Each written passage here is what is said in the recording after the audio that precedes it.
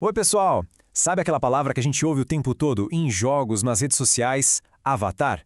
Então, hoje a gente vai fundo para descobrir o que ela significa de verdade. E o mais legal, de onde essa ideia surgiu. Vamos nessa! Para começar essa nossa exploração, vamos direto ao ponto com uma pergunta que tem tudo a ver com o nosso dia a dia digital. E aí, quando alguém fala avatar, o que vem na cabeça? Aquele personagem de um jogo? Uma foto de perfil super diferente? Pois é tudo isso mesmo. Mas a grande curiosidade é, de onde será que veio essa mania de criar um personagem para ser a gente no mundo virtual?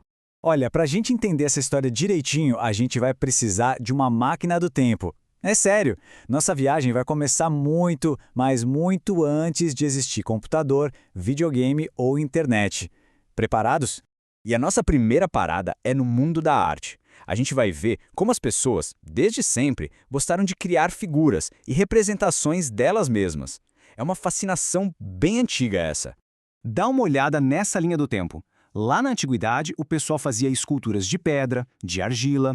Depois vieram as pinturas, que tentavam mostrar o corpo humano com todos os detalhes. Aí o tempo passou e, pá, a fotografia foi inventada e mudou tudo. E hoje, a gente vê essa mesma vontade de se expressar nos grafites super coloridos pela cidade. As ferramentas mudam, né? Mas a ideia continua a mesma. Ok, a gente já viu como as pessoas se representavam. Mas a pergunta de R$ 1 milhão é: por quê? Por que essa necessidade de criar figuras que se parecem com a gente? E os motivos são muitos e super legais. Às vezes era para contar as histórias dos heróis, sabe? Outras vezes, as figuras tinham um significado mágico ou eram feitas para representar deuses. E não para por aí. A arte também servia para estudar o corpo humano ou até para transformar o sentimento, como o amor ou liberdade, em uma imagem que todo mundo pudesse ver. No fim das contas, a maior inspiração de todas sempre foi o corpo humano. É a partir dele que os artistas, seja na pintura, na escultura ou na foto, criaram e ainda criam coisas incríveis.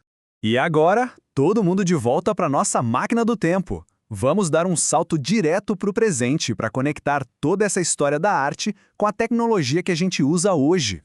E aqui a gente consegue ver essa conexão perfeitamente. Se liga só, antigamente a arte fazia retratos e estátuas de deuses. Hoje, no mundo digital, a gente cria o quê? Personagens virtuais e perfis em redes sociais. É a mesmíssima ideia, gente, só que de um jeito totalmente novo.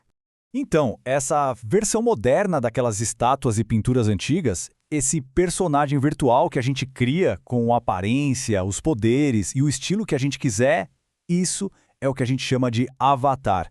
É a nossa identidade lá no mundo digital. E agora, para a gente fechar essa nossa viagem, vamos pensar em como tudo isso tem a ver com o nosso mundo e com a nossa própria criatividade.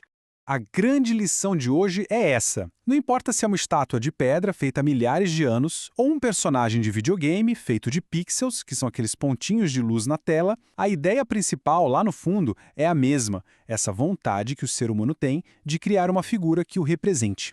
E tudo isso leva a gente para uma última pergunta. Vamos imaginar um pouco. Se fosse que criar um avatar agora, com total liberdade, do jeito que quisesse, como ele seria? Um aventureiro? Uma maga superpoderosa? Um atleta? Ou quem sabe um artista? No mundo dos avatares, o único limite de verdade é a nossa imaginação.